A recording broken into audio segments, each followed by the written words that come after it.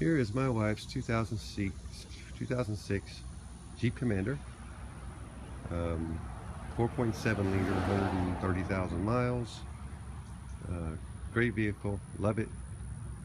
Except for the other day when she came rolling in and said she smelled something funny. I came out, and sure enough, I smelled antifreeze in the air. And turns out there's a leak somewhere. I used a pressure tester to pressure the system, and I'm pretty sure that leak is on this edge. I can't get to it. This edge of the radiator right here. Based on that pressure test, it's really hard to see down in there, but you can see a stream running down, and it's certainly not running down off of this hose.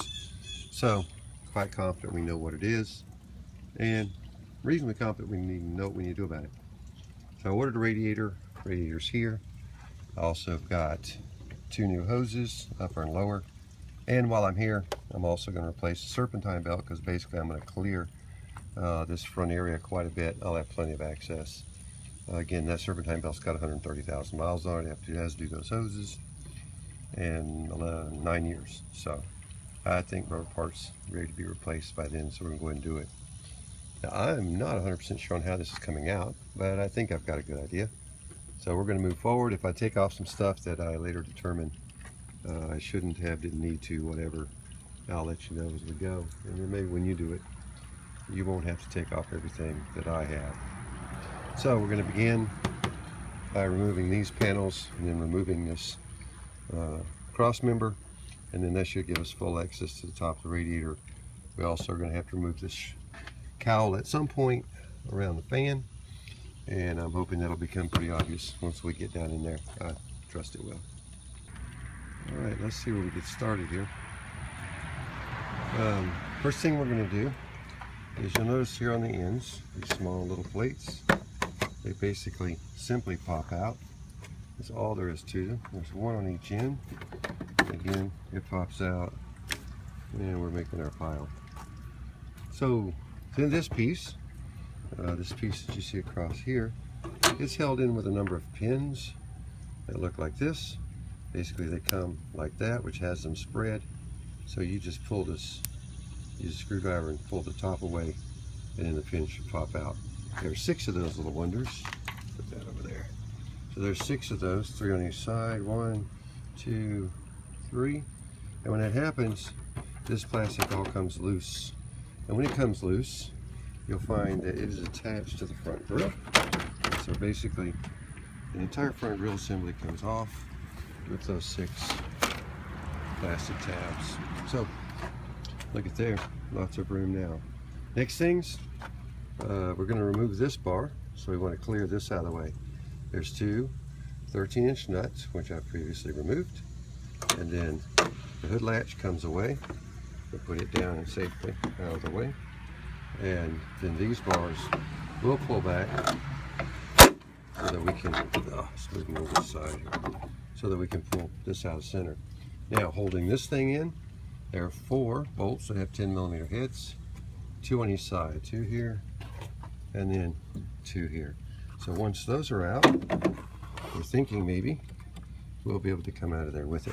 Now, I already see a bit of a problem here, and that is that the canister, washer fluid canister, is attached here to this piece, and I want to get this piece out of the way so we can access the radiator, which is right there. So I'm going to go figure out what we're going to do about that, and we'll come back to it. Well, moving on a little bit, decided we really need to remove this top support, so we drilled out this rivet. A little tricky to get to it. It's pretty severe angle coming at this way, so we actually lifted the other side off and kind of gave it a twist so that we could get to that rivet to drill it out. Either I'm going to bolt it back in or rivet it back in. I've got some rivets still no bad the right size. We'll see.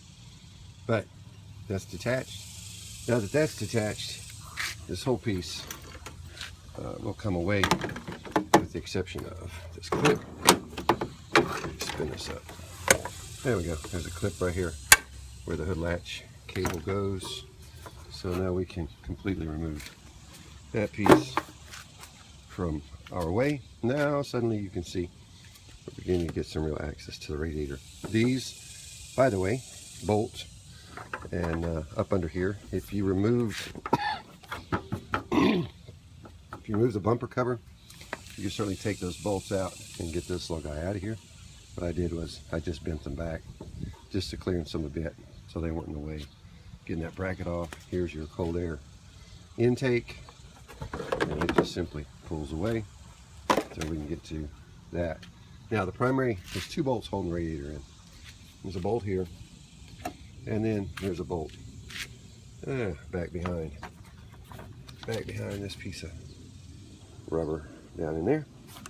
So what we're going to do next is, there's no need to take away, though you can easily take away the power steering cooler, fluid cooler, but we're just going to remove this bolt and this bolt and set back both the power steering, also bolt down there, and so one on each side. So remove those 4 bolts. We'll set the condenser coil and power steering fluid cooler back. We'll take this bolt, the opposite bolt out. On the bottom of this radiator, it actually has little rubber feet that fit down into the hole in the frame. And then we've got to detach the shroud. The shroud's got bolts. You can see where my finger is right now, but there are bolts down there that hold the shroud on. I believe there are 4. Matter of fact, one of the easiest ways to figure it out is to simply look at the new radiator. This is the condenser core side of the new radiator. You can see 1, 2, 3, and 4. There's also one here, not sure yet what it goes to. Here's the bolts that hold the radiator in place. Right here on the bottom, which you can't see right now, but just going to feed on it. And then there's 4 bolts on this side. 1, 2, 3, and 4 that hold the shroud on. So having the new radiator makes it a lot easier to take out the old one and get a vision of what's going on. So anyway, we move on. This piece, I'm not going to, let's take it loose here, but I think I'm just going to wait.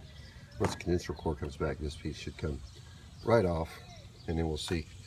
Now, by the way, that fifth hole we were just looking at right here looks just empty. It's unused on this model apparently.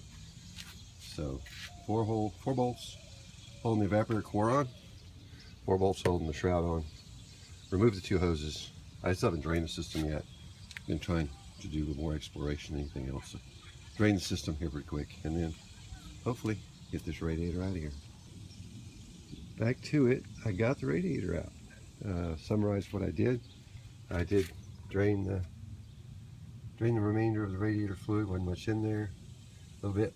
Took it out.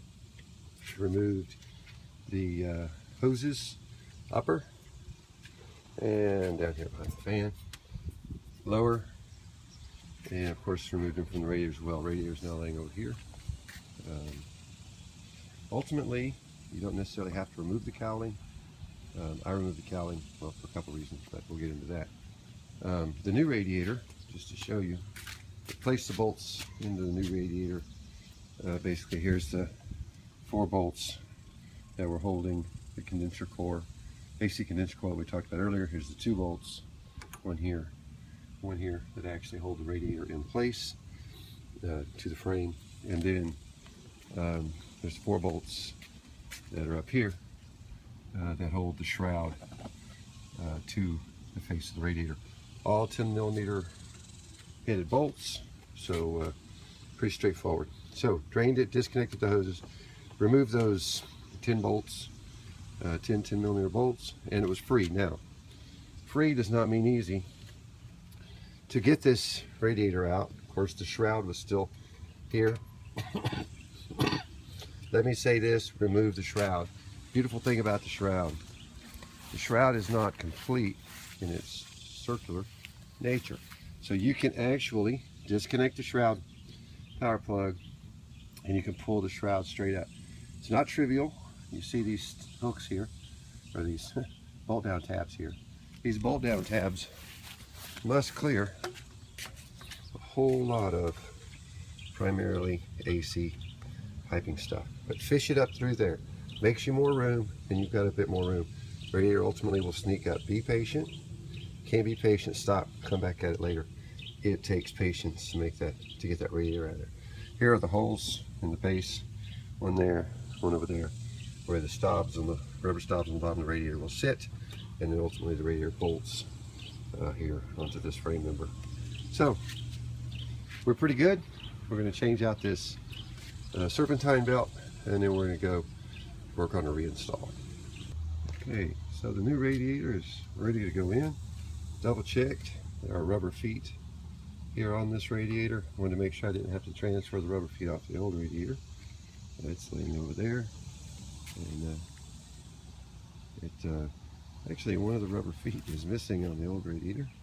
That one right there, and so that one is in place. So I'll check and make sure that's not blocking us. Pretty sure it's not. Don't know where it went. So this radiator is ready to go back in. Shroud's out of the way as we talked about, and now it's just a matter of setting it down to that space. Particularly working with the clearancing around here and the bottom nozzle, things like that. So both of the holes in the frame down here, here's one of them, if you can see it, there it is. And then here's the other, and that's where the feet sit on the radiator. So see what we can do.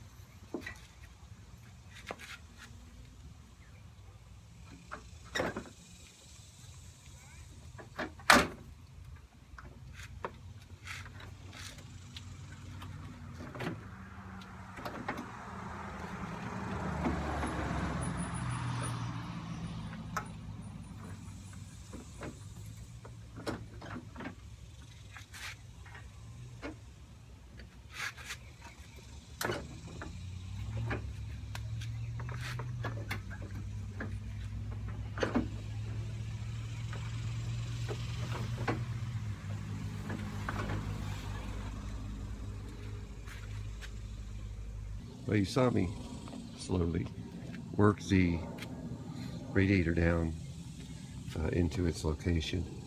You've got all these AC stuff that we showed earlier in the way, and on this side you've also got a couple of power steering lines down in here that you have to clearance that go in here to the power steering fluid cooler, I think that is anyway. Anyway, see, it's tricky. It's tricky getting down in there, but once it's down in there, you're good to go. Let's talk about order of operation. Once you get it down in there, first thing you need to do is obviously align your radiator condenser core, but don't bolt it in yet. Just get it close where it needs to be, and then go ahead and mount the radiator to these frame brackets here on both sides. The reason is because this little guy will be in your way otherwise.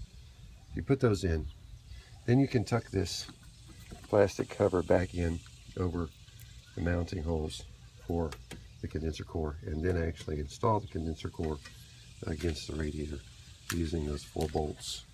Once you have that intact in place, then you can come in with your shroud. Shroud comes down in from the top, and again, as I showed, this circle here is not complete, so it will slide down over the fan. Once it's in place, then you can bolt it on. This, by the way, shares a bolt with this top shroud bolt. And again, none of it's easy. You've got to be patient. You've got to finagle things past all kind of obstacles. So you just have to take it a little at a time, step by step, checking all sides to see what's hanging up on what. When you mount this condenser core onto the radiator, be sure, go to the passenger side, lower bolt hole right down there first. That thing is keyed, and you need to set it first. Put a bolt in it loosely, and then you can come around and you can align these other 4, starting them, and once they're all 4 started, then you can draw it up. So basically, radiator's in place. The hoses, upper and lower, have been replaced. Serpentine belt has been replaced. I'm going to go ahead and, before I even put this stuff back on it, this cross support and the grill and everything, I'm going to go ahead and charge it with fluid and fill the radiator, fill the engine. I've kind of hooked this, never mentioned this, but the overflow tube, that's got to get hooked back up. And it is now. And then I'm going to go ahead and start it and make sure that everything is good, and probably going to go ahead and do a pressure test on the radiator, make sure it holds pressure before I bother putting this face back on. It doesn't take a minute or 2 to put that on anyway. It's no big deal. So let me do that. I should mention quickly, when I took the shroud out, I realized the shroud was fairly easy to take out. When I went and took it out, I had to disconnect the fan plug that hooks up to it. So, as per standard operating procedure, I unhooked the negative battery terminal, so I'll also be hooking that back up. Well, we are done.